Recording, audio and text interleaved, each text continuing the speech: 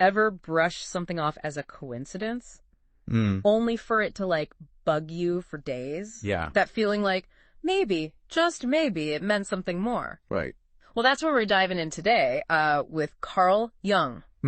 And Jung believed that those odd coincidences, those synchronicities, they weren't just chance happenings, Right. but little glimpses into a whole other realm. Okay. The unconscious, a realm that influences our lives more than we realize. And get this. He wasn't just some fringe theorist. Right. Jung was a major figure in psychoanalysis, right alongside Freud. Though their approaches differed significantly, while Freud focused on repressed memories, childhood experiences, Jung's vision was far more expansive. Yeah. He dove deep into this concept of the unconscious. Okay. Not just on a personal level, but as this shared wellspring of human experience. Okay, so before we get lost swimming in the collective unconscious, let's back up a bit. Sure. Who is Carl Jung, the man behind these fascinating, Yes. if slightly mind-bending ideas? Yeah, he was a man who seemed acutely aware of his own inner workings from a very young age. Really? There's this story from a 1959 interview Okay. where Jung vividly describes this moment at age 11 11? when he suddenly became aware of himself, like of his own existence. Wow, talk about a wake-up call. 11 years old, I was just trying to figure out what kind of Pokemon I was. What's the significance of this early self-awareness for Jung's theories? Well, it speaks to Jung's concept of the ego, that conscious sense of self that we all develop. But Jung believed this was just the tip of the iceberg. He saw the psyche as multi-layered, with the ego like a small boat navigating this vast, often turbulent ocean of the unconscious. Okay, I'm starting to see why people are still talking about this guy a century later.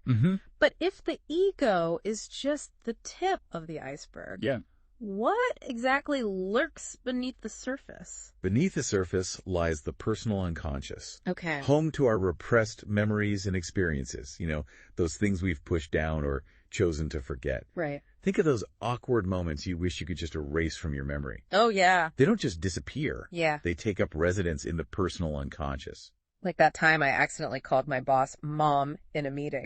Exactly. Yeah, that's living rent-free in my personal unconscious for sure. Yeah. But Jung didn't stop there, did he? He did not. There's that whole other layer, the collective unconscious that he's famous for. Precisely. This is where things get really interesting.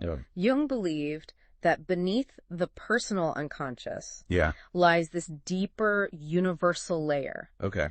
Shared by all humanity. He called it the collective unconscious. So it's like we each have our own personal basement filled with memories. Yes. But then there's this giant shared basement underneath where everyone's experiences and ancestral history are stored. That's a great way to picture it. And within this collective basement, if you will, are what Jung called archetypes, these universal primal patterns of behavior and experience that have been influencing humanity since, the dawn of time. Okay, hold on, because this is where my brain usually starts to short circuit. Sure. Archetypes.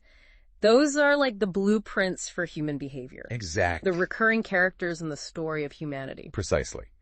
They're the reason why certain myths, symbols, stories, they resonate across cultures and throughout time. Okay. Think about the hero's journey, for instance. Yeah. It's a narrative that appears in countless cultures because it taps into the archetype of the hero that exists within our collective unconscious. So these archetypes aren't just abstract ideas. They actually influence how we think, feel, and interact with the world. Absolutely. Yeah. And understanding these archetypes, according to Jung, is crucial for understanding ourselves and our place in the world. It's like he's giving us a map to navigate the hidden landscape of the human psyche. All right, well, consider me officially intrigued. Good. But before we dive into the map itself, Yeah. there's one more thing I'm curious about with Jung's own story. He didn't have the easiest childhood, did he? No, he didn't. Really? Jung described his mother as problematic. Oh. And he even had this deep, unexplainable fear of her at night. I'm sensing a theme here. Yeah. It seems like these early experiences, even the difficult or confusing ones, played a role in shaping his theories. Absolutely. Jung's own childhood, particularly his complicated relationship with his parents, really fueled his interest in exploring these hidden forces that shape our personalities and our behaviors. Yeah. And this is where we start to see those early glimpses of the unconscious at play. Wow. Exactly. Even Jung himself, as a young boy, couldn't fully grasp the source of his fear toward his mother. Right. He knew he was afraid. Yeah. But the why remained elusive. Yeah.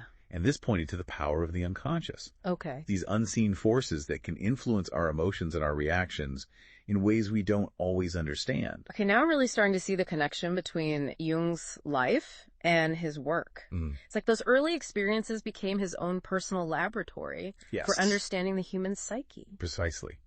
And it wasn't just his childhood. There's another story. Okay. Quite a dramatic one, actually. Okay.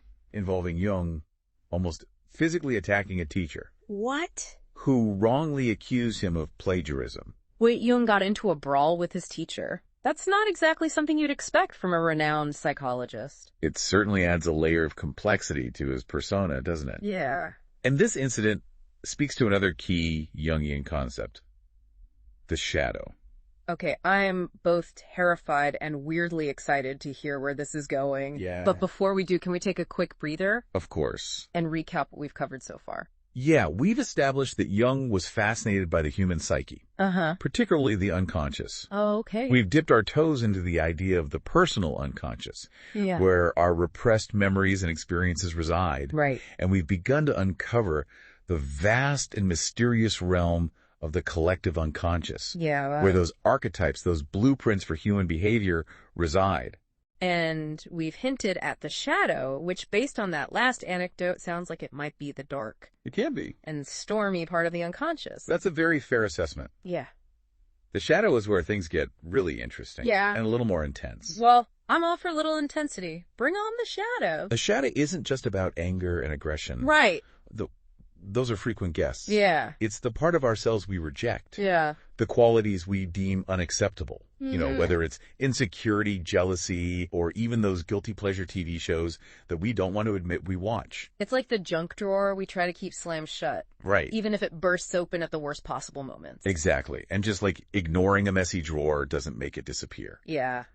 Jung believed that trying to repress the shadow only makes it stronger. Okay. It can even manifest in really unhealthy ways. Oh, really? Projecting onto others, fueling addictive behaviors, or erupting in those Jung punching his teacher moments we all hope to avoid. Okay, so how do we deal with this shadow? Because confront your inner demons sounds a tad dramatic for my Tuesday afternoon. It's not about wrestling the shadow into submission. Okay. But it's about understanding it. Okay. Jung believed that by acknowledging and integrating those shadow aspects, we could actually access our full potential. Okay. Not just the parts that we deem acceptable. So it's less about banishing the shadow and more about, like, making friends with it. Exactly. Think of it like this. Okay. We all have this public persona, the face we show the world. Right. Jung called this the persona. And it's not inherently good or bad. Yeah, okay. It's simply how we navigate these social situations. It's like our social media profiles, carefully curated to show only the best angles and witty captions. Exactly. But what happens when we spend so much time crafting that perfect persona that we lose touch with the real, messy, beautifully human parts of ourselves underneath? That's where the shadow can start to rumble. Okay. And this is where Jung diverges from that good vibes only approach. Okay. He believed that true wholeness comes from integrating all parts of ourselves, the light and the shadow, into a cohesive whole. This is starting to sound a lot less like psychology and more like a hero's journey. Okay. We've got our protagonist, the ego, venturing into the depths of the unconscious, facing down the shadow. Is there a magical sword involved at any point? You might say self-awareness is the closest thing to a magic sword in Jungian psychology. Okay.